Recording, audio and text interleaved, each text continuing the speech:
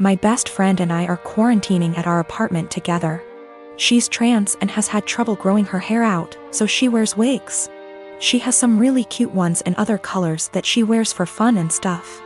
But she has a standard everyday wig she wears most of the time.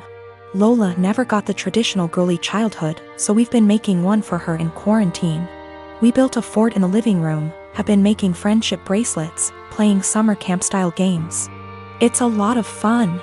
Last week, Lola mentioned to me that she wanted to start a quarantine diary so that she could document her experiences for future generations. I actually thought it was really cool, and then we got on the topic of journaling and I told her about my first diary. One of those flismy lock diaries that every girl had as a kid. We bought matching ones as part of our Give Lola Her Childhood Back crusade. They took a little while coming in, but we got them on Friday. Saturday night, some of our friends from college decided to do an impromptu girls' night in. Lola was in the shower, so I answered the Zoom without her. Lola is not out to anybody at our college and I respect that. This is her fresh start and she has a right to decide when she wants to come out to these people, if at all. I know I wouldn't 100% trust some of the people at our school with something as personal as this. We were talking about what we've been doing in quarantine and I mentioned that we had gotten the diaries. I said it was for the nostalgia and they wanted to see the diaries.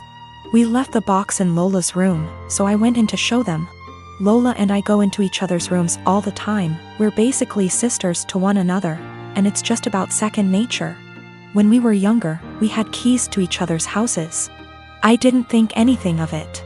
I flipped the camera to show the diaries and didn't flip it back. I got distracted by a cute choker on her dresser and forgot that the camera was flipped back / there was anything to hide. They knew Lola has worn wigs out to parties / the club / etc., but her everyday wig was right out in plain view, and one of our nosier friends asked what the new wig was. I completely blue-screened and someone else realized that it was Lola's hair. I genuinely had nothing to say. They were asking why Lola wore a wig and I had no explanation. I didn't want to out her. Someone else came to the conclusion that Lola must have cancer or alopecia or some other horrible thing that causes hair loss. They've decided that she was just too embarrassed to say, and they all started going on about poor Lola, etc. I just didn't know what to say and I said it wasn't my place to confirm / deny. I hung up and immediately told Lola. I apologized profusely, and I know how badly I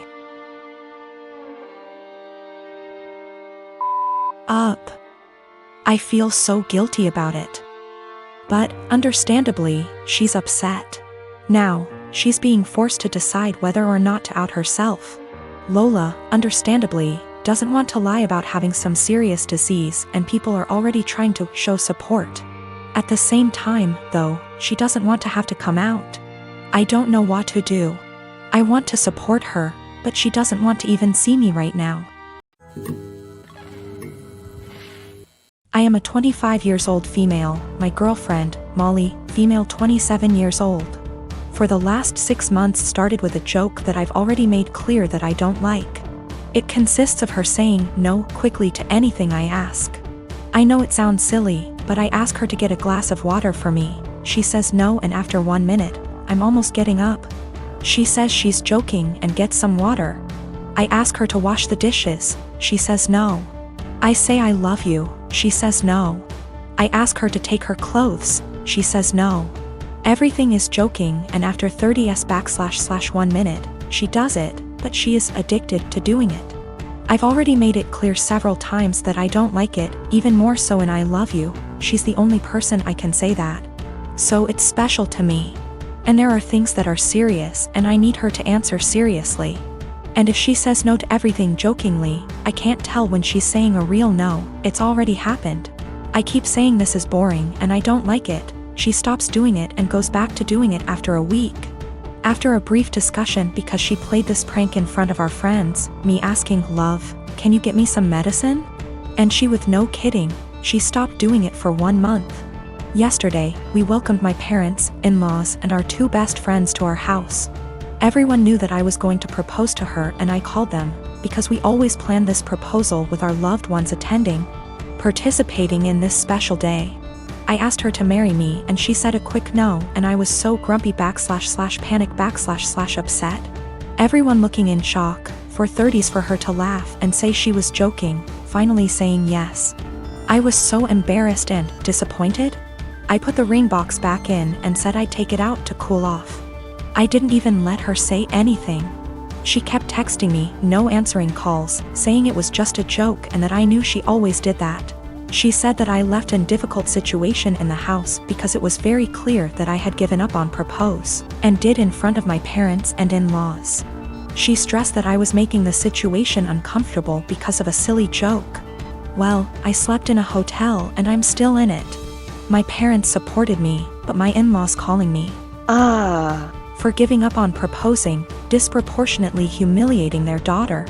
I just really think there's time for jokes, and that moment wasn't clearly. She knew I didn't like it and decided to do it anyway. I'm not gonna be shy about this. My sister sucks. She is a horrible self-centered person who thinks she is the main character. She is not only a horrible person, she is a step monster. She married this guy, who is a freaking pushover. 3 years ago. He has 2 children, 10 and 6.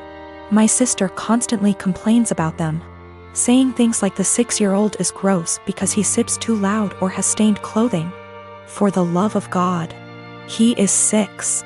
That's what a child is supposed to do. And she is so mean to the 10-year-old girl. She acts straight out jealous of her. I've caught her taunting her, that daddy loves my sister more than her. She is horrible. I have straight up called her out, after trying to talk to her like a million times. At Christmas she was saying that I'd be nice to have the kids there, and I said, why? You hate them? This was when everything was almost over and she had been bragging to her friends that her husband had spent more on her than on daughter. A fight ensued. My parents reprimanded me, but my cousins took my side and called her out, noting every moment that they had witnessed her being horrible. Her husband obviously took her side and said that she was a wonderful stepmother and that the kids love her. To which I said that was a lie, as I had consoled them countless times after they were taunted by my sister. They left and we haven't talked since. One day I was running errands and run into my step-nephews who were with their mother. I had never met her. And honestly, she is wonderful. We decided to have some coffee. While the kids were playing, she asked me how her children behaved, etc.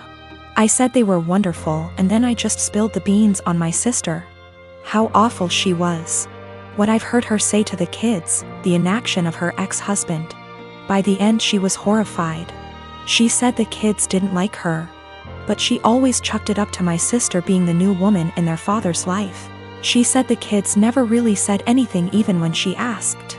I then told her I was very concerned for the children, as my sister had straight up told the 10-year-old that it would be better if she disappeared from her father's life. Their mother saw red and asked me if I'd be willing to testify.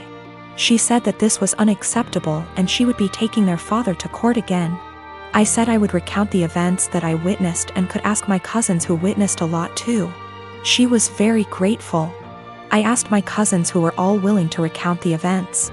Word got around to my parents and by extension my sister, and they have been calling me the biggest asshole on the planet who would betray family on a whim. About a week after my post, I planted a wall of blackberries and raspberries at the 2 sides of my garden facing the driveway, about 30 centimeters from the edge, so no overhanging branches. On the other side of the berry wall I planted lots stuff like strawberries and tomatoes. To reach the tomatoes and strawberries from the driveway you have either go through the fruit bushes or walk up to my house. Walk about 2 along the side of the house and my windows, and then walk into my actual garden. Not something you do by mistake. For about 2 weeks it was somewhat quiet, but I still found the kids on my driveway every single days.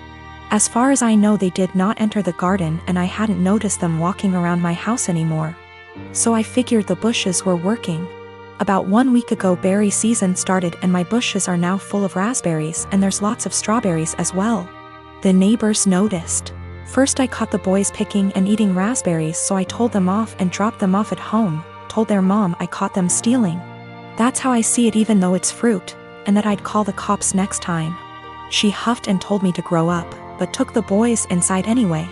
After that it was quiet up until yesterday afternoon, when I went out for a while and found the dad and his 2 sons right in the middle of my garden when I returned, clearing my bushes and plants.